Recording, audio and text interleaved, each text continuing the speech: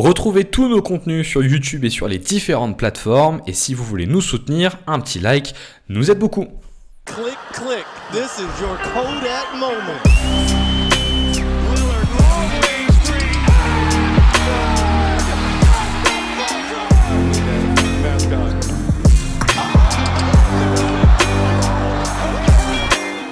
Bonjour à toutes, bonjour à tous et bienvenue sur un nouvel épisode de Beyond the Hoops.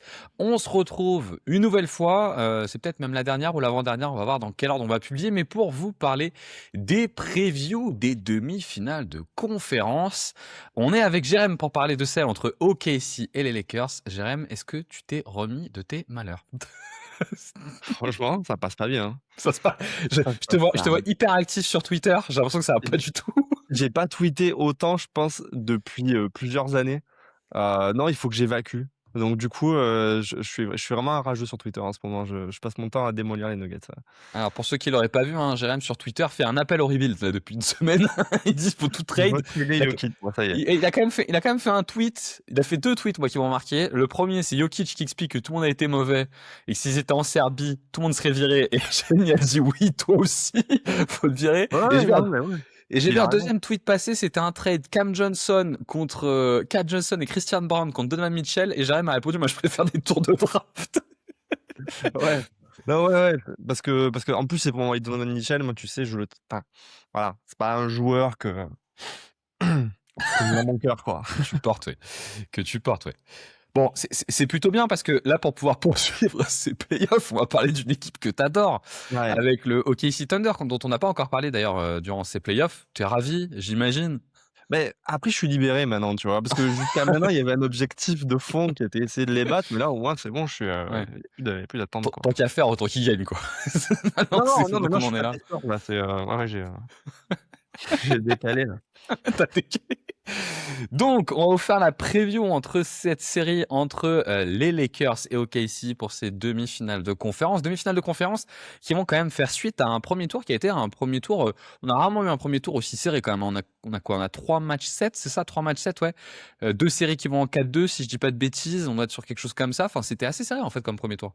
Ouais, je sais pas si. Alors, parce que ce truc de. C'est possible qu'il y ait eu des années comme ça au premier tour. Mais par contre, je trouve que c'était assez inattendu, globalement, les scénarios. Et d'ailleurs, putain, sur le premier tour, nos pronostics, c'est pas la folie, hein. Non, il y a des surprises énormes parce que Ouais. les Sixers qui passent Boston, je pense qu'il y a personne qui l'avait dans le On bracket. avait annoncé 4-0, 4-1, je pense. Ouais. Et les Lakers qui passent Houston, je pense que pas grand monde l'avait dans le bracket, hein. On avait annoncé, je crois, 4-1, 4-2 à peu près. Donc, Moi, j'étais à 4-0. Moi, j'avais annoncé 4-0, tu vois, Houston. Donc, ouais. Donc, effectivement, il y a des grosses surprises. Il y a en plus eu quand même 2-3-1 qui sont fait remonter, ce qui est quand même pas rien. Et il faudra regarder, mais je pense que c'est pas arrivé très souvent. Mais dans ce marasme un peu, oui, tu voulais rajouter quelque chose? Non, tu as enlevé une surprise, mais c'est vrai que Minnesota avait aussi 4-1, quoi, tu vois. Donc, oui, je suis con. Oui, je suis con. Il y a aussi les 4 dans lesquels on s'est grave planté, et puis même sur d'autres, c'était plus serré que ce qu'on pensait, tu vois. Je pense que Cavs Raptors, la série en 7, tu pouvais t'y attendre, mais ça reste quand même une série à la base où tu te disais il y a un clair favori, normalement. Ouais, c'est vrai, t'as raison. Ouais, la question qui se pose, c'est est-ce qu'on va apprendre de nos erreurs ou encore annoncer des 4-0 et des 4-1 au prochain tour? Et je pense que cette série là, elle est bien sujet à ça quand même, hein. Surtout toi. Ouais, là, celle-là, on va pas se mentir.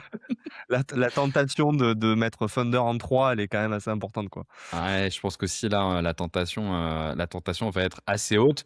En tout cas, on se lance dans cette preview entre OKC et les Lakers. Pour ceux qui ne connaissent pas le format, quand on arrive en demi-finale de conférence, ce qu'on fait, c'est que dans un premier temps, on fait un petit coup d'œil sur le premier tour pour voir un peu ce qu'on a appris du premier tour de chacune des deux équipes. Et ensuite, on se projette dans un match-up, dans une série qui... Il n'y a pas spécialement d'histoire, je crois, entre les Lakers et OKC. J'ai pas souvenir de confrontation de playoffs. S'il y a peut-être eu des confrontations de playoffs à la fin de la carte Kobe, peut-être contre les OKC de Westbrook et Durant. Ouais, mais c'était la version rookie sophomore, quoi. Ouais, et puis c'est du premier tour ou des trucs comme ça, mais il me semble Peut-être en 2012, je pense qu'ils se croisent. Ouais, ils se croisent peut Heu, 2012, ils sortent pas au premier tour justement, les Lakers, c'est pas l'année où ils sortent au premier tour, non? ouais, mais contre qui, c'est la question. Ouais, faut essayer de retrouver bah, tu sais, c'est le truc avec Bynum qui met le coup d'épaule là contre, c'est contre, Dallas, je crois, si je dis pas de conneries. Avec contre le coup contre JJ Barea là. Bah, JJ Barea, c'est Dallas non, donc bah, non, attends, parce qu'on parle pas du même, parce que pour moi, c'est pas Bynum, c'est, Ron Artest et c'est sur Harden. ah oui, tu as raison. Ah oui, donc il doit y avoir un petit truc qui traîne. Bon, on a mal fait nos recherches. En tout cas, il y a pas d'histoire récente entre OKC et les Lakers. C'est pas 2 franchises qui sont, liées historiquement. Donc ça sera une première, pour ces 2 franchises, qui se retrouvent par contre dans un contexte quand même où il y a eu une saison régulière où, comment te dire? Que je crois qu'il y a une stat qui est sortie, c'est qu'il y a jamais une confrontation de play-off entre Avec 2 un équipes d'une même conférence qui ont un aussi gros écart de net rating sur la saison régulière, c'est ça, hein? bah, c'est ce que je me disais en préparant le podcast, c'était, je me souviens pas, entre des équipes hors premier tour, d'avoir un tel écart sur le papier dans les confrontations de saison régulière. Donc ouais, c'est possible, qu'il y ait une stat comme ça, ouais. Sachant qu'il y a eu 2 confrontations importantes entre OKC et les Lakers. C'était une première qui était autour de novembre et une dernière qui était dans le dernier mois, dernier mois de la saison. Là, sachant que les 2 sont arrivés à un moment donné où les Lakers commençaient un peu à s'emballer et à se dire: «Bah, peut-être qu'on peut jouer quelque chose».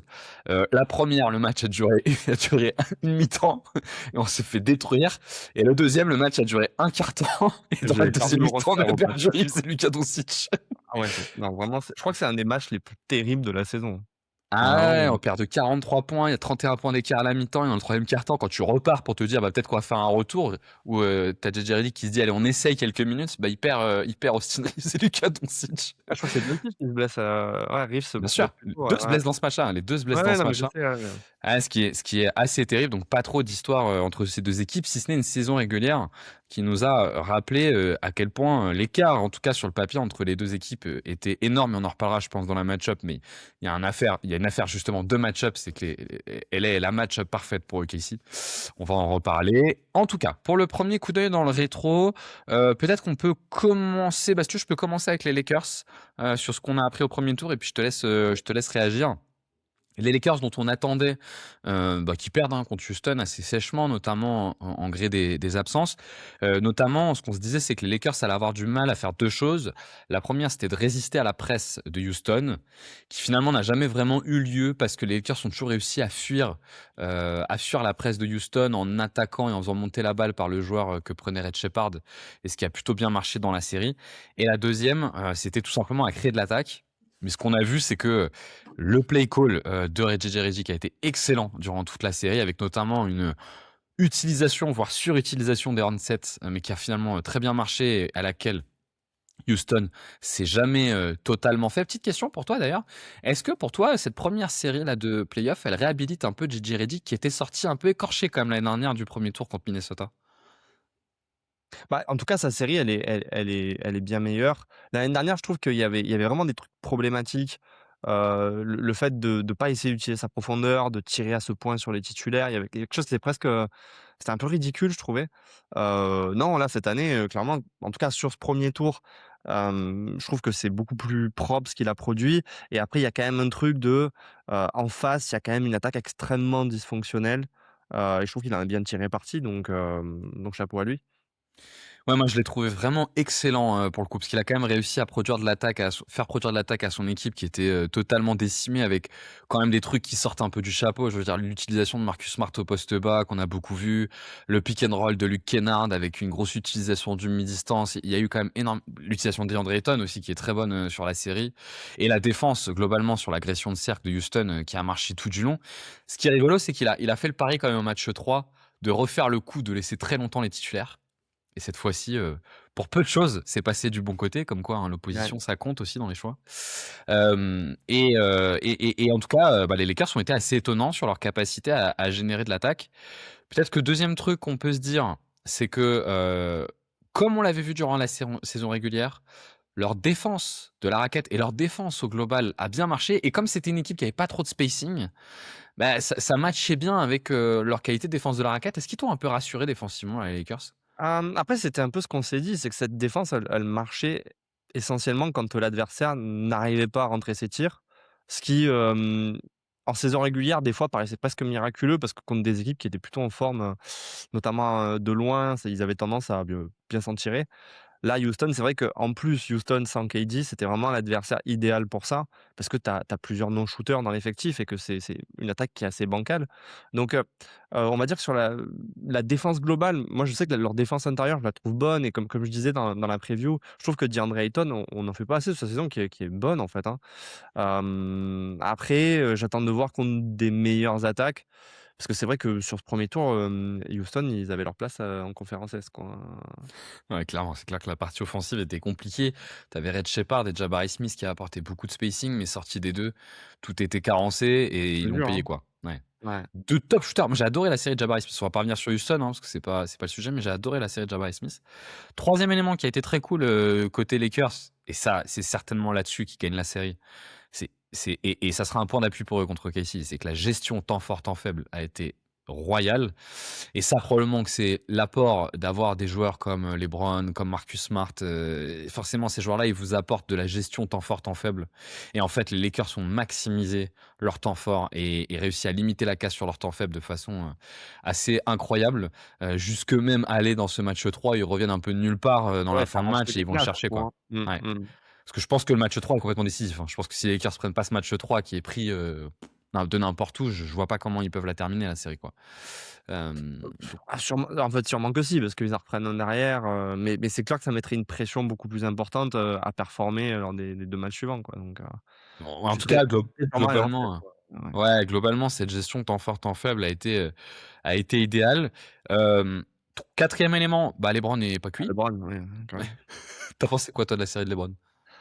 Bah, non, en vrai, c'est fou, hein, parce qu'on avait dit, notamment dans la preview, c'est qu'on se disait qu'il pouvait bien performer, mais qu'on avait des doutes sur le fait que, bah, il soit autant utilisé balle en main et qu'il puisse tenir une série en 6 ou en 7 sans, un peu imploser, pardon, physiquement. Bah, non, hein, et franchement, C'est 41 ans. hallucinant, hein. C'est quand même C'est hallucinant, hallucinant, ouais, quoi. c'est hallucinant, hallucinant. Puis, enfin, encore une fois, on en parle souvent entre nous, mais je sais pas si on reverra un athlète, à ce point impressionnant, qui dure aussi longtemps avec une telle durabilité. Hem, Tu sais, la stat dont on parlait l'autre jour où il a toujours pas raté un match de play-off en carrière et là, à 41 ans, il sort un début de série où il est en 28-7 ou un truc comme ça. Enfin, on est où, quoi? On est Ah où? non, mais c'est dingue. En fait, il fait 3 premiers matchs, surtout les 2 premiers où il est excellent. Il a un petit trou, match 4, match 5. Déjà match 5, ça commence à être mieux et il sort son meilleur match de la série au match 6 où il est juste parfait. Enfin, c'est assez dingue et tu encore dans une série quand même où tu as l'impression que le mec sur le terrain qui court le plus vite et qui saute le plus haut, c'est LeBron James, alors qu'il y a Amen Thompson sur le terrain et tu as toujours cette impression que c'est lui qui est partout. Son volume de jeu est colossal. Bon, la gestion temps fort, temps faible, incroyable. Tu vois, Ah, moi, il a j'ai un réfl mauvais match dans la série, quoi. ah si, le match 4 est Mais catastrophique. c'est Il ça, il fait a un mauvais match ah, dans il la a un série. mauvais match. Je me suis dit, je croyais que tu Mmh. disais il y a pas un mauvais match. Ouais, oui et puis en plus tu peux te dire qu'il se gère, c'est-à-dire qu'en fait, il voit bien que ça va pas le faire et puis il lâche l'affaire, il va chercher ses 10 points pour bien dire qu'il a passé le cap des 10 points et puis il lâche le truc, quoi. Moi, tu vois, cette série, je pense que je la mets, j'en parlais sur Twitter, je pense que je la mets d'un point de vue émotionnel, je suis peut-être un peu dans la culture de l'instant, mais à peu près au niveau de la série de Toronto 2018. Tu vois, bah, le Cavs Toronto 2018, tu vois, quand non, je dis d'un point de vue émotionnel. Non, mais pas d'un point de vue jeu, bah, bien sûr, bien évidemment que pas d'un point de vue jeu. D'un point de vue jeu, gros, c'était Émotionnel, enfin bon, c'est ta vie, hein, mais ouais, j'ai pas l'impression que tu vois, il y avait un engouement dingue en 2018, là, en vrai, c'est déjà oublié, ah quoi. ouais? Ah, moi, j'ai l'impression Enfin, que les je 2 trouve, premiers ouais. matchs, quand même, il y a un truc de fou, bah, en tout cas, moi, j'ai cette sensation-là, que je trouvais vraiment géniale. Bon bref, on reparlera peut-être de LeBron après et dernier élément, côté Lakers, je pense qu'on sous-estime à quel point le retour d'Austin Reeves a fait du bien pour finir la série, parce qu'ils étaient coincés à un moment donné dans leur set play. Ils n'arrivaient plus à faire d'écart sur le pick and roll, notamment. C'est pour ça qu'ils perdent les matchs, le match 4 terriblement. Déjà, le match 5, quand Reeves revient, tu reprends un peu d'air parce que, en fait, tu te rends compte que Austin Reeves, c'est quand même un des joueurs les plus rapides de la NBA. Il va quand même très, très, très vite. Et du coup, sur le pick and roll, il fait des écarts. Et au match 6, ça se sent encore plus, où là, vraiment, il permet de donner de l'air. Et clairement, le retour d'Austin Reeves a fait du bien. T'en as pensé quelque chose, toi, de ce retour d'Austin Reeves, là, de ces 2 matchs ou pas?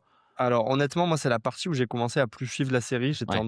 J'étais en deuil, donc voilà, je Bon, bah, je te le j'étais dis alors, du nostalgique. coup, Houston Ouais, ça fait du bien. vas-y, je te laisse continuer, ouais. Houston ça fait du bien. Et donc, les Lakers sortent de ce premier tour avec, c'est dommage, ils auraient pu sortir avec un énorme vent dans le dos. Je pense que tu vois, s'ils finissent la série en 4-0, 4-1, il y a une espèce d'impression de confiance énorme. Ils ont bien réussi à la finir, tu vois, ils sont pas fait remonter à 3-3, mais le fait qu'ils aient perdu 2 matchs en étant quand même bien dominés, sachant que le match 3, ils sont quand même dominés, hein, sur le match 3, t'as un peu moins cet effet vent dans le dos, tu vois, que par exemple celui que tu peux avoir côté Minnesota. On en parlait dans la série, dans la preview Spurs Minnesota, où Minnesota, il y a vraiment le vent dans le dos là. Pour le coup, ça peut les embarquer sur un début de série. Il y a un peu moins ce truc-là côté Lakers. Ouais, enfin, après tu peux arguer que Minnesota, effectivement, il y a un truc de l'ordre de l'emballement, mais après tu as perdu beaucoup de gens dans la série. T'as perdu du Je monde, ouais. trouve que ça refroidit quand même clairement, là où au moins les Lakers, tu as assuré l'essentiel. Tu es pas allé trop loin dans la série, donc tu arrives pas à cramer non plus en sortant d'un game 7. Surtout que tu vas avoir besoin d'énergie parce qu'en face, il y a une rotation à 19 joueurs, donc voilà quoi. Et que t'as eu 4 jours de repos, ouais. Ouais, Côté OKC, tu ouais. veux nous dire 2 mots sur l'impression d'OKC au premier tour, ou tu veux que je m'en occupe? Comme tu veux. Ouais, bah, écoute, je peux Vas-y, commencer vas-y. et puis je te laisse compléter. Que dire? Déjà, on n'a pas parlé effectivement d'OKC, sur le premier tour. C'est la seule preview qu'on n'a pas eu le temps de couvrir. On s'est dit: «De toute façon, il y a pas un suspense énorme sur la série». On s'attendait à un 4-0, c'est ce qu'on a vu. Je pense que l'histoire de toute façon de cette série pour OKC face aux Suns, c'est que le problème des Suns, c'est que c'est une équipe qui repose quand même beaucoup sur des arrières, pour créer. Ils avaient beaucoup besoin de Devin Booker, ils avaient besoin de Jalen Green. C'est une équipe qui, de base, a quand même une problématique à la main face à la meilleure défense de la ligue face aux arrières. C'est une équipe qui t'étouffe, donc c'est très compliqué de développer ton jeu. Je trouve que les Suns s'en sont pas trop mal sortis dans la mesure où ils ont quand même réussi à produire du jeu et ils ont essayé physiquement, bah, de jouer une série, on va dire, assez engagée physiquement pour essayer de challenger OKC dans ce jeu-là. Bon, c'était vain en soi et je pense que de toute façon tout le monde le savait. OKC finalement, ils ont été un peu bousculés, mais à chaque fois qu'ils ont accéléré dans les 3e quart-temps, bah, c'était impossible à suivre pour les Suns. Il y a pas le même niveau de profondeur et puis dans le même temps, le problème, c'est un problème que vont avoir d'autres équipes, tu as pas vraiment de réponse à Shai. Mmh. Il faut quand même des sacrées défenses collectives pour défendre sur Shai et tu as pas forcément le personnel, notamment derrière pour Phoenix, pour vraiment essayer de couvrir tout ça et bah, en fait, même si les scores paraissent, plutôt honnêtes, en réalité, c'est quand même OKC qui a un peu levé le pied dans les 4e quart-temps, qu'ils ont pas vraiment eu à jouer, à part un quoi, donc Ouais, je pense que d'ailleurs l'absence, tu dis sur la couverture de la raquette, l'absence de Mark Williams, je pense que ça fait mal quand même aux Suns, même si Godaro a progressé dans la série. Et je pense que c'est le il a fait côté une bonne série. positif pour les Suns, ouais. Et je pense que c'est le côté positif pour les Suns, c'est qu'ils ont pas mal de joueurs qui ont progressé dans la série. Je trouve que Godaro a progressé, je trouve que Gillespie aussi s'est fait un peu au fur et à mesure Ouais, à cette ouais, parce qu'au adversité. début, c'était dur, hein. Ouais, au début, c'était vraiment très, très dur. Je trouve que Jalen Green aussi a progressé dans la série, même si l'adresse a pas toujours été là. Ce qu'on Mmh. a vu quand même côté OKC, c'est qu'ils ont mis énormément d'efforts sur Devin Booker et ça laissait un peu d'espace pour les autres. Ce qui a profité notamment à Dylan Brooks, même si je trouve que ses stats reflètent pas trop l'impression visuelle, qui a pas été bonne. Moi, je trouve l'impression visuelle, alors que les stats sont pas mal. Le début est très, très poussif, je trouve Ouais, et après bon, j'avoue, je me suis un peu désintéressé de la série au fur et à mesure, mais le début était très poussif, je trouve, ouais, c'est donc vrai. si les stats sont bonnes, ouais, ouais. Bah, il y a un moment, les stats sont pas mal, mais j'ai l'impression visuelle était pas très bonne. Peut-être que ce qu'on peut se noter côté OKC, c'est que ils ont totalement et outrageusement dominé la bataille des possessions. Heu, notamment, il y a un seul match où ils perdent la bataille des turnovers, mais ils surdominent la bataille des rebonds offensifs et sur tout le reste, à chaque fois, ils ont gagné cette bataille-là. Je trouve que OKC, c'est une équipe qui, dans notre esprit, gagne vraiment la bataille des possessions par la pression sur le meneur. Mmh. Mais il y a 2 des 4 matchs où ils la gagnent vraiment par le rebond offensif. Ils sont à plus de 90e pourcentile de rebond offensif et Hartenstein, hein, il fait très, très mal là-dessus. Et ça a été je sais pas si je me rends pas compte, c'est nouveau chez OKC là de à ce point être fort au rebond offensif? J'ai un trou de mémoire. Non, enfin, pour moi, en fait, on en avait parlé d'ailleurs dans le podcast qu'on a fait sur OKC il y a 1 mois et demi, 2 mois. C'est ce truc de en saison régulière, généralement, ils sont pas excellents sur le rebond, globalement, mais en play-off, on avait remarqué l'année dernière que finalement, ils arrivaient à être plutôt à faire jeux égal avec des équipes qu'on attendait meilleures qu'eux dans le registre. Après en saison régulière, non, c'est pas le cas. C'est une équipe qui est assez faible au rebond, défensif, quoi. Ouais, donc effectivement, cet impact, qu'ils ont eu au rebond offensif a été, bah, impactant par définition. Non, peut-être autre élément qu'on peut se noter, c'est ils ont vraiment insisté sur leur profondeur. L'année dernière, ils l'ont fait un peu, mais là, ils l'ont fait encore plus. Est-ce que c'est parce qu'ils avaient de la marge ou est-ce que c'est dans le prolongement de ce qu'on a vu durant la saison régulière où ils sont vraiment beaucoup appuyés dessus? Bah, on verra, mais je trouve que notamment sur le backcourt, ils sont beaucoup plus profonds que par le passé, hein. Je j'ai quand même l'impression qu'il y a une volonté de leur part et c'est pas juste une volonté de s'économiser. Peut-être que c'est aussi pour compenser le fait que tu pas J-Dub et qu'au final, bah, de varier les options comme ça leur permet de voir à chaque fois qui est le joueur qui a la main la plus chaude et puis de s'appuyer un peu là-dessus. Mais de toute façon, je pense que, ouais, c'est dans leur intérêt dans la mesure où on en avait d'ailleurs parlé, il me semble, avant les playoffs, mais on avait un peu peur que J-Dub, il arrive pas à faire une campagne, complète et bah, ça se confirme. C'est dans la lignée de la saison régulière, il est sur le type de blessures qui vraiment sont pénibles, quoi. Et d'ailleurs, je sais plus s'il est censé être là dans la série. Je crois qu'il est censé revenir au courant de série, mais normalement, il ne devrait pas Ouais. la démarrer, il me semble. Après globalement, toutes les informations qu'on a dans ces playoffs sur les retours des Ouais, joueurs, elles c'est sont assez clair. vaseuses, hein. À chaque fois, ça tape à côté, quoi. Ouais, t'as totalement raison, ouais. Euh, Troisième, t'as dit Shai. Je reviens juste 2 secondes dessus, hein. Shai atteint vraiment un niveau de perfection qui est totalement délirant. Il tourne à 34 points de moyenne, 8 passes décisives contre une très bonne défense, hein. C'est une très bonne défense, les Suns. 34 points de moyenne, 8 passes décisives, seulement 2 pertes de balles par match, 55% au tir, 90% au lancer franc. Il y a un seul match où il se déchire un peu au tir, il fait 5 sur 18, Ouais. c'est le premier, mais il tire 17 lancers francs dans ce match-là. Je trouve qu'on est en train d'atteindre une espèce de forme ultime d'un joueur ultime. Bon, je sais que dans l'équipe, on me trouve tous parfois un peu chiant avec Shai, mais moi je trouve il est tellement implacable, mais tellement implacable, c'est du délire total, délire total. Pas qu'avec Shai, hein. Pas qu'avec Shai. Ouais. Oui, oui, ça c'est encore autre chose, mais non, mais je trouve que en fait, je trouve quand même qu'il a rajouté une gamme à son jeu, c'est que son playmaking a vraiment progressé et en fait, bah, ça devient trop compliqué de trouver les solutions. Il est plus bloquable par grand chose et enfin, après on en a tellement parlé. Enfin, il est extraordinaire. C'est le meilleur joueur du monde. En tout cas, c'est le meilleur extérieur du monde sans aucun doute. Et en tout cas, le plus impactant dans son contexte. Ouais, clairement. Après, hâte quand même de le voir dans une série qui pourrait le challenger, notamment pour voir s'il arrive à faire, je trouve mieux que l'année dernière où s'il avait été bon, il y avait quand même eu une perte globale d'efficacité et je C'est vrai. trouve, d'empreinte globale sur le jeu. Donc je sais pas si ça va être dans cette série-là, mais dans une éventuelle confrontation face aux Spurs, je pense on anticipe un peu tous, je suis assez curieux de voir ce que ça va donner pour le coup, ouais. Ouais, je suis assez d'accord. D'ailleurs, les Spurs, hein, pour ceux qui ont écouté la preview d'hier, on en a appris juste avant d'enregistrer la preview là, entre Lakers et OKC qu'Anthony Edwards sera présent au premier match. Donc, ce qui renforce peut-être un peu le prono qu'on s'était donné. Dernier élément, Jérôme, on n'en a pas parlé, juste pour en dire 2 mots.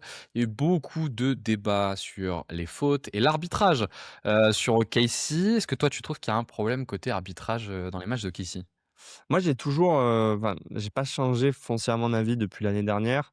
Il y a un gros focus de façon généralisée de la NBA qui vient notamment de façon généralement avec les courses au MVP sur Shai, Gilgeous-Alexander et sur le fait que, il serait arbitré de manière trop favorable.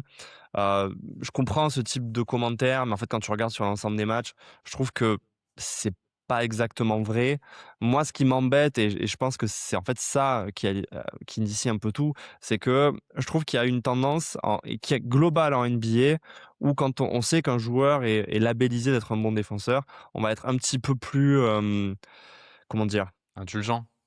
Ouais, je pense que c'est le mot, on va être un peu plus indulgent, Plus avec lui. permissif? Un peu plus Ouais, c'est ça permissif, ouais. et donc on les laisse plus facilement poser leurs mains sans siffler faute. Le problème étant que le Thunder depuis, 2 ans et demi pratique une défense extrêmement agressive, ce qui fait qu'ils testent en permanence un peu les arbitres et le truc c'est comme il y a beaucoup de joueurs qui sont labellisés très bons défenseurs, en fait, on leur permet plus qu'à d'autres, je trouve, de le faire et ça, plus le fait que, Shai soit une star en NBA et puisse avoir, tu sais, une forme, bah, pareil de permissivité sur le genre de choses qu'il peut faire.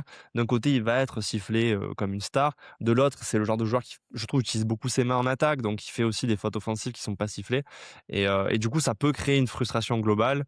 Je pense que en fait, le truc du Thunder, c'est pas les seuls à être dans ce cas-là, mais c'est les seuls qui ont autant de défenseurs qui ont un peu ce type de permission, tu vois? Comme, pendant des années, on râlait sur les écrans de Draymond Green, par exemple. Le problème, c'est que le Thunder, bah, il y a Caruso, il y a J-Dub, il y a un paquet de joueurs qui peuvent faire ce type d'action.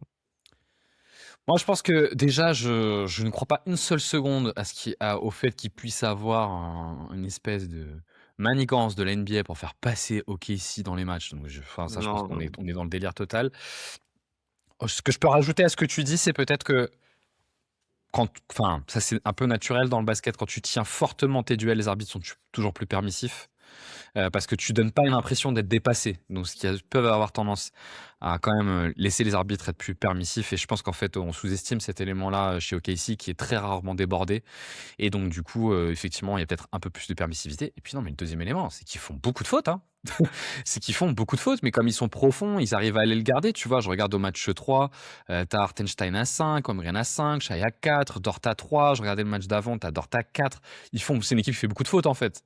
Mais qui a de la profondeur et beaucoup de joueurs, en fait, qui sont des bons défenseurs et qui peuvent faire monter leurs fautes. Et je pense que ça joue. Enfin, on le voit pas forcément, cet aspect-là. Ouais, après je pense que ça aussi, c'est un problème global, de la NBA, c'est que d'un match à l'autre, je trouve qu'il y a un manque de constance entre qu'est-ce qui est sifflé, qu'est-ce qui l'est pas.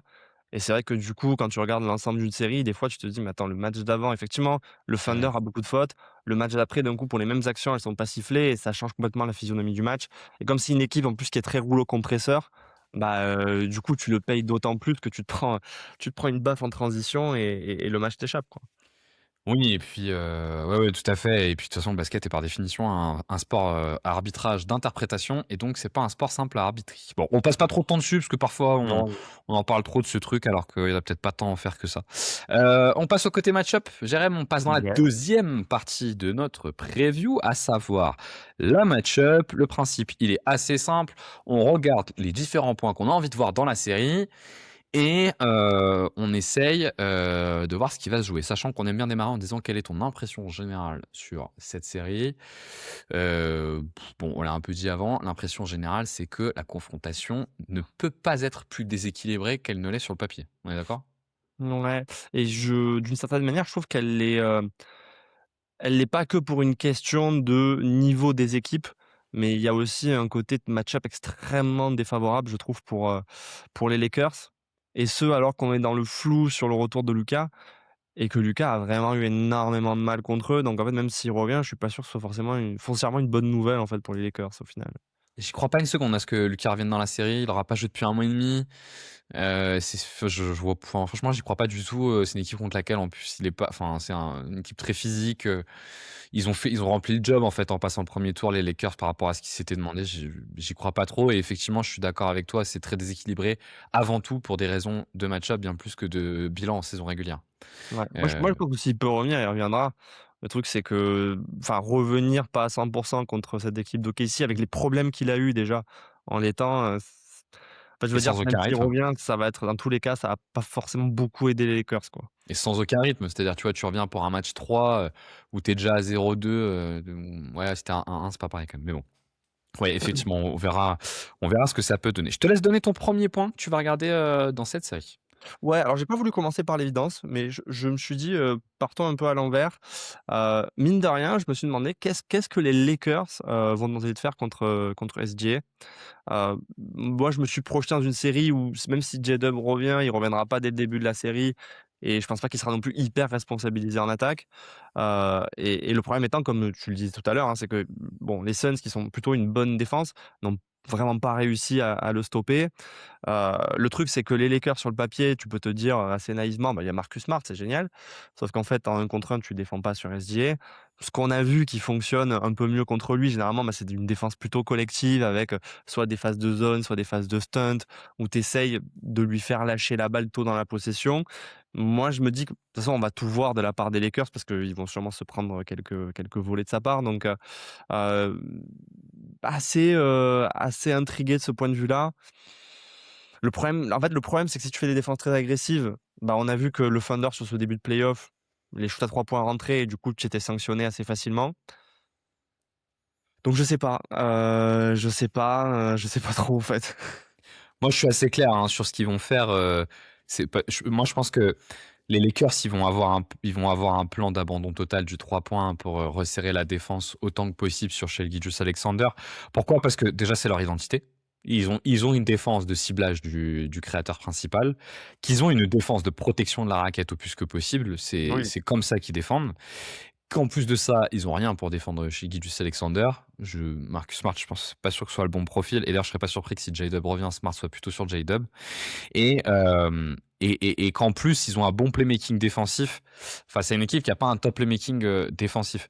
Je pense que l'enjeu pour les Lakers, c'est ce qu'ils vont essayer de faire. Premièrement, c'est d'enlever la décision des mains de Shai Gilgeous-Alexander. En fait, ce qu'ils veulent pas, c'est que Shai Gilgeous-Alexander puisse se baser sur son scoring, donc ils vont beaucoup aider, je l'imagine qu'ils vont beaucoup aider pour qu'il lâche la balle et que ce Ouais. soit plutôt aux autres qui ont un playmaking plutôt moyen à faire du playmaking, sachant que les Lakers, eux, sont à l'inverse plutôt bons dans le playmaking défensif. Ouais. Donc, tu as tout intérêt à faire en sorte que tu génères de la création par des joueurs moyens, vu que toi, en plus, c'est un point fort pour toi. Et je pense que le deuxième élément qu'ils vont essayer de faire, je pense que contre Shai Gilgeous-Alexander, si tu arrives quand même déjà à transformer tous les short mid, c'est pas facile, hein, tous les short mid en long mid, peut-être que tu peux limiter la casse. Ce qui est compliqué quand tu le laisses un peu seul, c'est qu'il va toujours dans sa zone à 3 mètres, et là, c'est l'enfer. C'est comme des lay-ups pour lui, quoi. Alors que si tu arrives à le mettre plutôt dans une zone à 5 mètres, peut-être un peu différent, tu peux avoir un ou deux matchs où ça rentre pas, tu vois, et où ils s'entêtent un peu là-dedans. Moi, je les vois plutôt être très agressifs sur les stunts, vraiment fermer l'espace à mort. Mais tu vois, le truc, c'est que je me suis dit, bah ouais, peut-être qu'ils vont être dans un truc où, effectivement, comme tu disais, ils vont essayer de lui faire lâcher la balle très tôt dans la possession pour essayer de décaler, on va dire, la création sur les autres. Mais on a aussi vu que finalement, maintenant, le Thunder, quand tu fais ce genre de défense-là, en fait, ils font pas remonter la balle par SGA. Et SGA, il va récupérer la balle en mouvement et du coup, il peut attaquer directement à partir de ça. Je pense que le truc, c'est que maintenant, le Thunder, ils ont trop de réponses qu'ils avaient peut-être pas l'année dernière encore ou qu'ils ont mis du temps à trouver pendant les playoffs. Et là, cette année, j'ai l'impression que, bah, c'est pas grave en fait, ils ont d'autres solutions et du coup, je me dis: «Est-ce que» enfin, comment tu contres le scoring de SGA à partir du moment où il reçoit la balle un peu lancée ou comme tu dis, je pense que l'idée c'est effectivement d'essayer de le contenir au maximum et de le forcer à prendre des tirs un peu plus longs. Mais du coup, si c'est sur une défense assez agressive où tu vas chercher une ligne de passe, bah, ouais, tu abandonnes le 3 points et donc on en revient au problème initial, tu en remets tout à la variance du Thunder qui, pour le moment, en tout cas sur ces playoffs, contrairement à l'année dernière, montre que ça rentre, quoi. Mais d'autant qu'ils en sont peut-être un peu moins dépendants que par le passé de leur variance, parce qu'ils ont plus de joueurs d'attaque de close-out, de drive sur close-out que de tir. Je pense qu'AJ Mitchell leur a fait du bien là-dessus. Je trouve que Cason Wallace, même s'il est encore pas mal dans le tir, a progressé là-dessus. Bon, J-Dub, on verra Les s'il est Dubs là vont ou voir pas. là-dessus normalement, ouais, Mais J-Dub est pas mal là-dessus et je crois qu'ils sont un peu moins dépendants que par le passé de ça et que le schéma où en fait la balle est finie dans les mains de Chet et en gros tu vois si Chet y met dedans et Lou Dort y met dedans ou pas, qui était le cas il y a 2 ans notamment, c'était déjà moins le cas l'année dernière et je pense que c'est encore moins le cas cette année. Je pense que les Lakers vont faire ça parce que de toute façon dans le schéma des Lakers, ton jeu c'est un peu comme ce que je pouvais dire d'ailleurs sur le Minnesota Spurs. Ton jeu c'est pas forcément euh, de faire un pari moyen, c'est de faire un all-in en fait. Tu es obligé de faire un all-in parce que tu es obligé en d'avoir un parlant. choix très Mmh. fort. Ouais, parce que tu perds pas, non, tu es obligé de te faire un choix très fort qui doit marcher pour que ça passe. Et même si il y a 20% de chance pour qu'il passe, bah, de toute façon, c'est ton seul moyen d'y arriver. Parce que si tu commences à rentrer dans un truc où il y a de l'espace, ouais, peut-être que tu prendras pas autant l'eau que les soirées où le Thunder va tout mettre dedans à 3 points. Mais le problème, c'est qu'à la fin, tu es sûr de perdre, quoi. C'est un peu ce qu'avait fait Denver, en partie, pas complètement, mais c'est un peu ce qu'avait pu faire Denver avec leur zone d'ailleurs, hein, pour limiter les Mmh. espaces et se dire, bon, bah, il y aura peut-être 2 matchs où ils vont tout bombarder à 3 points et puis tout rentrera, puis c'est mort, mais il y a des matchs où on va pouvoir les prendre. Donc je les vois plutôt gérer le truc comme ça, tu vois. C'est ça, je suis d'accord, mais c'est vrai que, ouais, en fait, l'idée, c'est de dire, il y a pas de défense aujourd'hui idéale que ces Lakers peuvent mettre en place contre le Thunder. Quand même, le Thunder n'est pas non plus, quand tu sors de la saison régulière, genre une attaque top 1, top 2, top 3 qui te paraît implacable. Mais je suis pas sûr qu'ils aient les armes en soi, ne serait-ce que pour contenir SGA. Donc à partir de là, comme tu dis, tu es obligé de faire des paris et de toute façon, ça va être la série pour les Lakers, hein, je suis assez d'accord, hein. Et puis, autre élément, c'est que c'est bien d'aider. Mais pour aider correctement et créer du doute chez le défenseur, il faut quand même limiter un peu via l'opposant principal. Et OK, tu auras du Marcus Smart, mais enfin, le problème, c'est que derrière Marcus Smart, sur les minutes où il y a pas Smart, imagine Smart a un peu de problème de faute, heu, là, tu es à poil, quoi. Enfin, là, tu es complètement à poil. C'est-à-dire que c'est Luke Kennard qui doit commencer à se mettre dessus, Enfin, tu vois, ça peut vite être une catastrophe. On avait vu dans la saison régulière d'ailleurs Boston, dans le match qu'ils avaient gagné contre OKC, mettre Pritchard sur, SGA et le couper des partenaires. Et SGA avait fait un match un peu bizarre, parce qu'il cherchait un peu d'efficacité. En fait, il avait fait un 11 sur 13 au tir et plein de lancers. Ouais. Mais OKC avait mis que 101, 102 points et autour, personne n'avait marqué de points. Ça peut être une solution, je pense, contre OKC. Mais je vois pas du tout les Lakers se partir là-dessus. C'est pas leur Le identité. problème aussi, c'est la différence, je pense, c'est aussi la qualité quand même des défenseurs de Boston, qui je trouve dans la tenue des 1 contre 1, a quand même beaucoup de joueurs qui étaient plutôt bons dans le registre. Bah, ce qui était intéressant, c'est que ce qu'ils avaient fait, c'est qu'ils avaient laissé leur moins bon défenseur sur SGA Oui. pour vraiment bloquer les autres. Ouais, Bah, ouais. il s'était fait détruire, hein. Il s'était fait détruire, mais finalement avec un niveau d'efficacité globale qui était pas si important que ça et ça avait été plutôt Mais il faut fonctionnel. du coup que, ben, tu tiennes aussi tous tes duels face aux autres en fait, Exactement. et le truc c'est que je trouve que le problème aussi des Lakers, c'est que tu as quand même si tu veux faire du mismatch hunting, bah, comme tu disais, tu as Kennard mais bah, enfin je trouve que c'est pas évident quoi. Ah, c'est pas évident, ouais. Non, mais on est bien d'accord que c'est pas évident. On passe à un deuxième point? Vas-y. Vas-y. Bon, c'est un point dont moi je parle tout le temps, j'en ai un peu marre, je tourne un peu en rond dans ces séries parce que j'en parle à chaque fois, mais il se trouve qu'on a souvent des équipes qui sont, qui misent beaucoup là-dessus. C'est la tendance et je crois d'ailleurs que tu es en train d'écrire un article là-dessus. Non, c'est comment tu te défais de la presse, hein, tout simplement, d'OKC. Alors, on s'était dit que les Lakers allaient pas y arriver contre Houston. On a compris pourquoi ils y étaient arrivés, parce qu'il y avait une cible avec Red Shepard. Là, c'est plus dur de la trouver, la cible, pour monter la balle, contre OKC. Il y a peut-être Shai, parce que tu te dis bien que Shai, il va pas insister. Mais tu vois, c'est vraiment, enfin, c'est compliqué parce que le truc, c'est que je pense qu'Austin Reeves va démarrer les matchs. Dans cette série, là, il a repris un peu de rythme, il va démarrer les matchs. J'ai peur que Reeves sous pression, ça soit compliqué pour lui. On l'avait vu en tout cas en saison régulière qu'il avait du mal à résister à la pression d'OKC, que lui et Lucas avaient beaucoup de mal. Lucas avait du mal, mais Reeves en avait vraiment énormément. Alors que son dribble est excellent, mais parce qu'il était trop impacté sur les bumps. Est-ce qu'ils vont tourner un peu autour du pot sur la pression extérieure et sur la presse pour pas mal jouer au poste avec Smart et LeBron? Le problème, c'est que pour générer de la bonne attaque comme ça, c'est quand même compliqué. En tout cas, ce qui est sûr, c'est que les Lakers vont chercher à fuir cette pression extérieure. Ils ont aucun intérêt à l'affronter de face, comme ils pouvaient le faire avec Luka, vu qu'ils ont même eu la preuve que même en le faisant avec Luka Doncic, qui est peut-être le meilleur joueur pour faire ça, ça ne marche pas. Donc je pense qu'ils vont tout faire pour l'éviter. Donc probablement monter la balle assez lentement, beaucoup utiliser les handsets, utiliser le jeu au poste, et les Lakers vont essayer de rentrer dans une série. Leur objectif, c'est de rentrer dans une série où un offensive rating à 105, 106, 108 suffit pour prendre des matchs. Ils ont aucun intérêt à rentrer une série d'emballement qui ferait qu'OKC peut commencer à dérouler, à accélérer. Et donc, je pense qu'ils vont pas mal essayer de ralentir le tempo, être sur des plays qui sont pas hyper efficaces, mais qui soient à faible prise de risque pour pas prendre les explosions qu'ils ont pris durant la série. Enfin, moi, je le vois comme ça, tu vois. Je sais pas si je suis clair, mais moi, je le vois comme ça. Non, mais enfin, je pense que c'est bien aussi de rappeler clairement ce qui s'est passé dans la série de saison régulière, en fait, hein. C'est-à-dire que, le problème étant que tu t'appuies énormément sur Luka Doncic pour, notamment remonter la balle. Dans le match où vous prenez un énorme éclat, il y a quand même une pression qui est mise sur lui qui est assez impressionnante, qui fait qu'il arrive juste pas à approcher du cercle.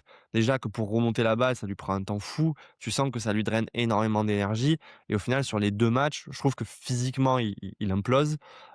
J'ai regardé ses stats sur les 2 matchs, elles sont mais je Ah, c'est une pensais pas que catastrophe. Ah, c'est je une crois que c'est catastrophe. 15 points, alors 7 passes, mais avec 4 pertes de balles et 33 de true shooting sur Ah, mais l'impression visuelle, sur elle les est 2 affreuse, elle est affreuse. Il et arrive à rien, il se fait détruire. Ouais. et le pire, c'est que Reeves, c'est la même chose. Ouais, ouais, ouais. Il y a effectivement cette problématique-là qui va être hyper prégnante. Là, a priori, Luka Doncic, comme on se le dit, il sera pas de la série. Donc, d'un côté, tu peux dire, on peut partager un peu la remontée de balle, mais tu es quand même sur des joueurs, que ce soit Reeves, que ce soit Kennard, et cetera, qui athlétiquement seront dépassés par ces joueurs du Thunder. Donc, j'ai peur qu'il y ait cette même problématique de, bah, en fait, on brûle énormément d'énergie et de temps pour remonter la balle. Et déjà, on avait peur de ça contre Houston. Bon, alors physiquement, on a peut-être surestimé cette capacité de Houston à mettre ce type de pression. Par contre, je pense qu'on surestime pas celle du Thunder. Ouais. Et c'est vrai que j'en étais à me dire, alors je pense qu'on y viendra après, mais est-ce qu'en fait, il faut pas juste décaler, la remontée de terrain de ces joueurs-là, en fait, quoi? Ouais, ouais, d'ailleurs, JJ Redick faisait une réflexion, un peu provocatrice, en conférence J'ai de vu, ouais. presse. Il a dit que, le maximum de la défense de Houston, c'était le plus faible possible de OKC. Je crois que je suis d'accord avec lui, en vrai. En tout cas, pour leur profil. Pour leur profil. Parce que sur la Bah, défense de cercle, Houston au complet peuvent être vraiment très très forts, même si OKC aussi est fort et bon, faut peut-être pas abuser. Mais pour leur profil, je suis un peu d'accord, ouais. Sur la pression porteur, quel enfer. a fortiori que en fait les Rockets sont pas mal perdus, je trouve, en 1 an là-dessus donc Oui, tu as quand oui, tout même à fait. lâché des joueurs qui avaient cette identité-là donc ça plus les blessures, oui, je pense qu'on a un peu surestimé la capacité des Rockets à mettre des pressions porteurs, là où le Thunder a montré clairement au tour précédent que sans forcer énormément, ils étaient là quoi donc ouais.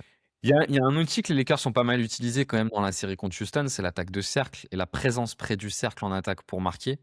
LeBron a fait pas mal de bully ball, sur Tari Eason, sur Amen Thompson aussi un peu. Marcus Smart en a fait sur Ed Shepard. Le problème, qui va se poser côté Lakers, c'est que, Hartenstein et Holmgren en protection de cercle, c'est fort et que, ils jouent avec un pivot qui ne stretch pas. Ils ont aucun de leurs pivots qui stretch. Que Jackson Hayes et DeAndre Ayton peuvent avoir du mal face à cette raquette-là.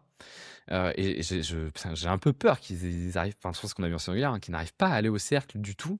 Et de toute façon, les Lakers vont devoir réussir à mettre en confiance leurs tireurs pour avoir de l'adresse extérieure. Sinon, ça va être vraiment infernal, quoi. Et être en confiance sur le tir extérieur quand on dépend autant, c'est toujours très difficile, hein. C'est toujours très très difficile d'avoir de l'adresse extérieure quand on dépend autant. Et puis je pense que c'est un peu, tu sais, l'histoire de la série pour le coup entre Denver et les Nuggets où on a beaucoup mis en avant le Et fait que les Nuggets Minnesota? n'arrivaient pas à rentrer de tir. Ouais, Mais en fait, il y a aussi un truc de c'est pas qu'une question de variance. C'est-à-dire quand en fait, tu sais que ces 3 points sont importants et que tu sais que les mecs font des close-out extrêmement rapides, en fait, tu tires pas dans un fauteuil bien comme sûr. tu peux tirer en saison régulière ou dans des séries où les défenses extérieures sont moins bonnes et je pense que là-dessus, c'est pas qu'une question de variance, c'est aussi une question de à quel point, en fait, tu sais qu'un tir ouvert reste ouvert longtemps et dans à quel point tu précipites ton tir. Et effectivement, face au Thunder, c'est une question qui se pose et qui, je pense, explique aussi les séries de l'année dernière où tu vois pas mal d'équipes qui, bah, sont pas à leur niveau à 3 points, même sur des tirs qui sont considérés comme, ouverts ou grand ouverts, quoi. Ouais, ouais, ouais, tout à fait. Moi, je trouve que l'explication par la variance, un peu de base, peut vite avoir ses limites, dans ces séries-là. Je suis un petit peu d'accord. Je te redonne la main? Bah, écoute, du coup, je te propose que j'embraye, en fait, sur moi, un point que j'avais, c'était finalement, est-ce que, d'autant qu'on a vu au tour précédent que finalement on sous-estimait encore la capacité de LeBron à porter de l'attaque, est-ce que la solution, c'est pas aussi, bah, d'initier beaucoup plus par LeBron? D'autant que alors, il y a des limites claires à ce que je dis et je vais les donner en cours de route, mais je pense que c'est une question qui se pose parce que, je trouve que ce qui fait quand même la spécificité de la défense, du Thunder, c'est la qualité des joueurs, notamment des arrières, dans la capacité à mettre la pression sur le porteur de ballon et cetera. Je trouve que c'est quand même une faiblesse, notamment en l'absence de J-Dub, sur des ailiers costauds comme peut l'être LeBron et d'ailleurs on a vu Jaylen Brown, par exemple, dans le registre qui a fait des très bons matchs contre le Thunder, de se dire: «Bon OK, dans ce rôle de je joue dos au cercle, je mets un peu, tu sais, à l'épaule, je vais me frayer un chemin», il peut t'obliger en tout cas à sortir tes 2 intérieurs et au moins à pas maximiser ton spacing en attaque et je pense que c'est une idée que tu peux te faire parce qu'en soi, tu as pas de joueur de sa carrure et Lou Dort, même si effectivement il a cette carrure-là, il est beaucoup plus petit, c'est un arrière, il fait 1,93 donc je trouve qu'il y a un peu un truc à jouer qu'il a exploité contre les Rockets, à minima pour obliger le Thunder à dire: «Bon, bah, dans ce cas-là, on sort Chet Holmgren sur LeBron James». En tout cas, on met Chet Holmgren en 4, histoire que, bah, tu aies la protection de cercle du duo, tu vois? Mais à côté de ça, bah, le problème, c'est que le Thunder, pour le coup, en termes de pression, pour un joueur de 41 ans, ça va être quelque chose, quoi. Moi, la question que je me pose autour de ça, c'est est-ce que le Thunder va prendre le risque d'étouffer LeBron, quitte à ouvrir son playmaking? En fait, c'est un peu ça, alors, c'est toujours la même chose quand tu joues contre LeBron James, c'est que LeBron n'a Ouais. jamais eu le meilleur dribble du monde.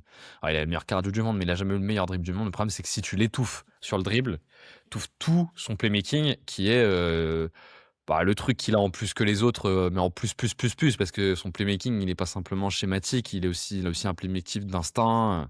Je pense que c'est ce qui le différencie, tu vois, par exemple, d'autres très forts playmakers comme James Harden, Luka Doncic, il a plus de créativité en plus dans son playmaking et du coup, il peut casser beaucoup de défenses comme ça.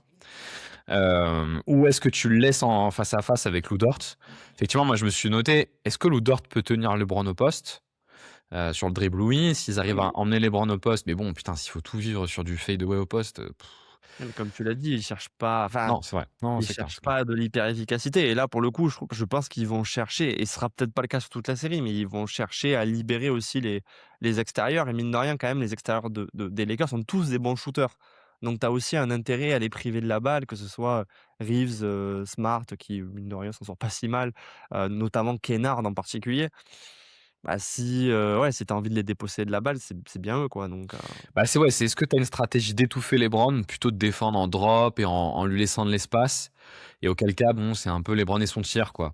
Sachant que son tir est pas trop rentré dans la saison, sur la pas saison, pas spécialement dans la série contre Houston non plus. Alors à mi-distance, il était quand même pas mal, mais à 3 points, pas tant que ça et je crois que durant la saison, il était pas mal à mi-distance aussi. Bon, c'est sûr qu'on a parlé de l'importance de l'adresse extérieure des Lakers, l'importance de l'adresse extérieure de LeBron, va compter énormément, mais bon, là, on rentre un peu dans des poncifs, quoi. C'est sûr, pour gagner un match, il faut mettre des tirs. Mais je vois pas trop comment LeBron peut être à l'aise dans cette série. Sincèrement, j'ai pas le chemin. Je l'avais un peu contre Houston, tu vois, sur un peu de manipulation de défense. Il pouvait être un peu plus costaud. Houston défend pas si bien que ça cercle. Là, j'ai pas trop le chemin pour qu'il soit à l'aise. Je vois, j'ai pas la config là. Franchement, tu vois, je l'ai pas. de toute façon, ce qu'on se disait avant les playoffs, c'est qu'on avait l'impression que les équipes qui pouvaient un peu vivre offensivement contre ce Thunder, elles étaient de l'autre côté du tableau donc bon, Oh, bah, on on savait s'était que dit quand même Denver, les Spurs, ils peuvent un peu, tu vois. du Ah, tableau, de tu l'autre m'as côté du tableau de l'Ouest, pardon. Je parlais de l'autre côté du tableau. Je ouais, croyais oui, que tu oui, parlais ouais, conférence bien sûr, Est. Ouais, ouais, ouais, ouais, tout ouais, à fait. Eh ben oui, donc oui, tout à fait. Non, mais ça, c'est sûr, hein. Vaut mieux avoir un intérieur. C'est plus ça, c'est plus sur le playmaking d'un intérieur ou le shotmaking d'un intérieur qui sont en difficulté que sur celui d'un extérieur. Ouais, ouais, j'avais aussi ce point-là de mon côté. Tout à fait. Point que j'avais également, moi, c'est je pense que les Lakers peuvent avoir des choses à jouer sur les minutes sans Shai. Parce ouais. qu'en fait, tu vois la ligne extérieure là, avec quand ils sortent tous les A.J. Mitchell, bon les Wallace, les mince, les McCain. Je trouve que tu as plus de liberté sur les lignes extérieures et pour le coup, bon ben, on verra ce qu'Austin Reeves vaut à ce niveau-là. Mais enfin, théoriquement, Austin Reeves c'est quand même un top, tu vois, c'est quand même un top créateur. Et je me dis, est-ce qu'il pourrait pas avoir une stratégie un peu comme a tenté Portland contre les Spurs, c'est-à-dire de décaler les minutes d'Avdija avec les minutes de Wemby. Est-ce qu'il pourrait pas avoir une technique qui est de décaler les minutes de Reeves et de LeBron avec celle de Shai pour vraiment faire mal quand Shai est pas là, quoi, tu vois? Ça, Ouais, mais c'est un peu une technique Oura Basket, hein. Enfin, un peu miracle, c'est marrant hein. parce que en fait, quand j'ai préparé le truc, j'ai mis ce point-là et je l'ai effacé en me disant: «Non mais c'est désespéré comme take en Ouais, fait». c'est un peu C'est-à-dire désespéré, c'est un qu'il peu y a il y désespéré. a vraiment un truc désespéré. Déjà, j'ai regardé le minutage de Shai en fait, on n'est pas en régulière, tu vois? Il joue 38 minutes par match, donc en fait, c'est assez peu les minutes où il joue pas. Si le match était serré, peut-être qu'il en aurait joué 42 et oui, il y a ce truc-là de se dire: «Bah, il faudrait gagner les minutes sans Shai». Le problème étant que si tu t'es fait étouffer et c'est ça, je trouve aussi, ce qui est dur avec le Thunder, c'est que même s'ils ont un temps faible, les temps forts que tu te prends souvent, tu te prends des runs assez terribles et c'est dur de venir creuser dans ces tu vois, Ah dans non, mais ces c'est sûr, hein. déficits-là au moment où ils arrivent et je crains que les minutes sans Shai soient assez insuffisantes en termes de minutage quoi, pour arriver à faire vraiment quelque chose donc Tu sais, c'était Vincent Collet qui disait ça quand il parlait de l'équipe d'Espagne, de la grande équipe d'Espagne. Il disait que ce qui est important contre cette équipe-là, c'est le premier quart-temps.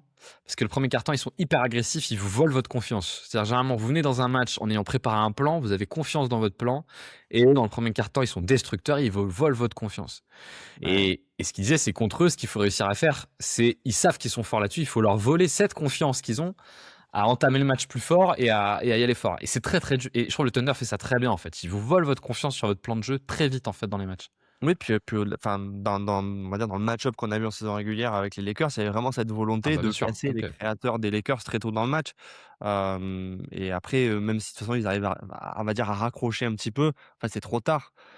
Surtout que tu es tellement dépendant en fait, je trouve de la création, de ton trio aux Lakers que, bah, quand il y a rien qui se crée, je trouve que les runs sont brutaux, quoi.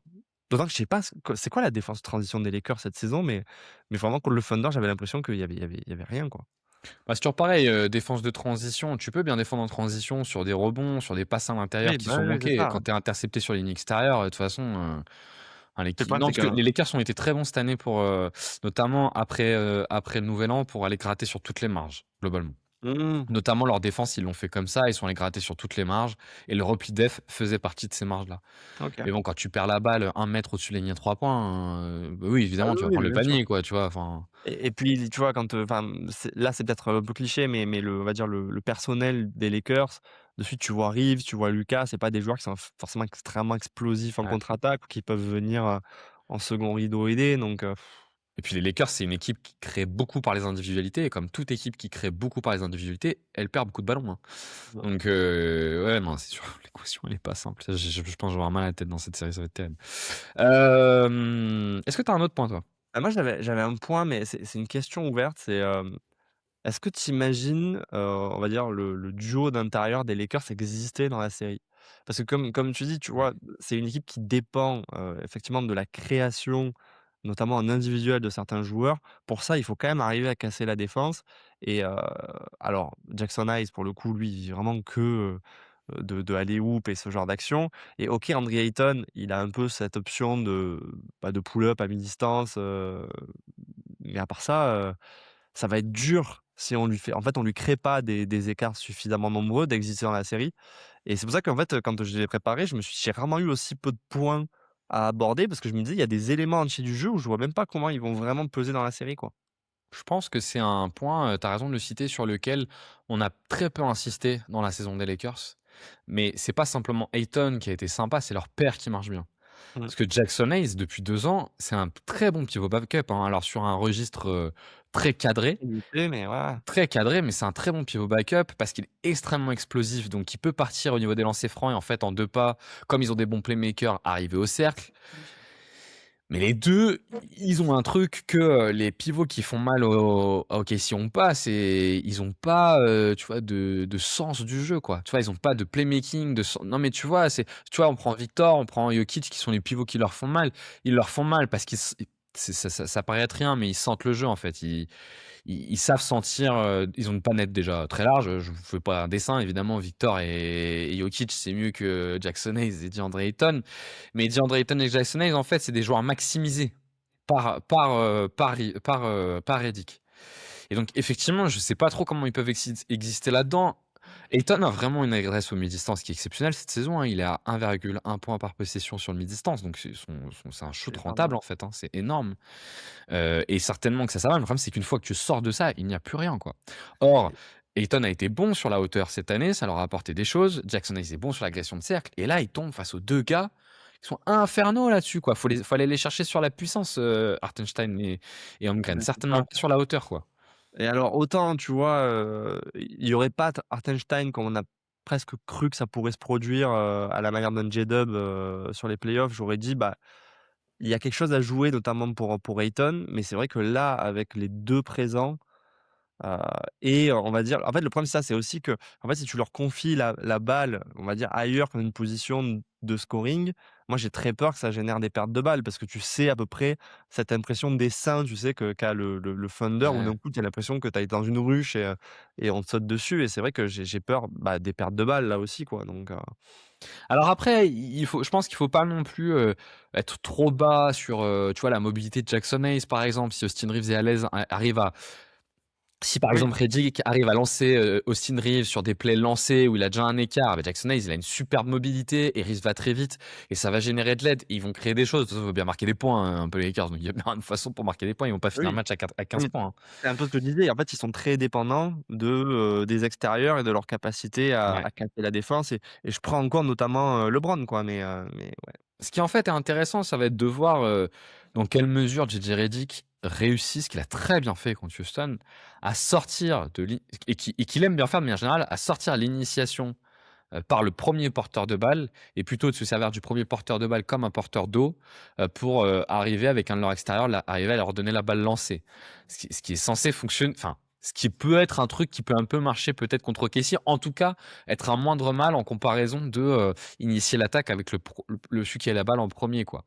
Et on verra si ça, ils arrivent à le faire. Ce qui est sûr, c'est que, l'équipe, par exemple, qui a fait mal avec des extérieurs intéressants, à OKC, c'était, Indiana l'année dernière. Ça en jouant très vite.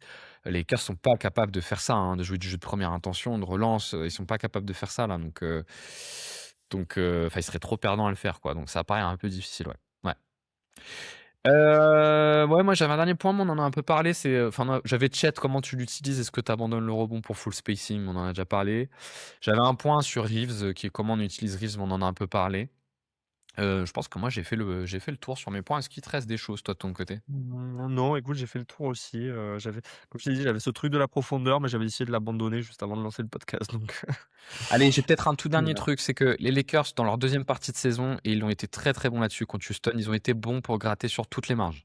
C'est-à-dire ne pas se faire dominer au rebond offensif, pas perdre trop de ballons bêtes et pas perdre trop de ballons qui génèrent de la contre-attaque, être bon sur le repli défensif. Toutes ces marges-là, les Lakers l'ont bien fait durant la deuxième partie de son régulière, voire très bien fait, et l'ont très bien fait contre Houston, et ça va aussi avec le truc de bien maximiser les temps forts et les temps faibles. Bon, ils sont meilleurs que la moyenne là-dessus. Est-ce que ça sera suffisant? Moi, ce que j'ai tendance à dire, c'est que les marges, ça reste des marges. C'est-à-dire que si sur la structure, t'es trop dépassé, t'as beau être bon sur les marges, là, elles ont risque d'exploser elles aussi. T'as beau être bon sur les marges, c'est pas suffisant, quoi. Et c'est bien ce qu'on voit avec Houston, d'ailleurs.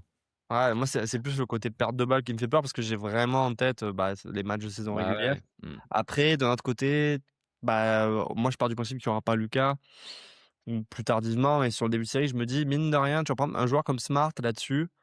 Je trouve qu'il encaisse plutôt bien les pressions, il fait plutôt des bons choix, tu vois, quand tu lui confies la balle.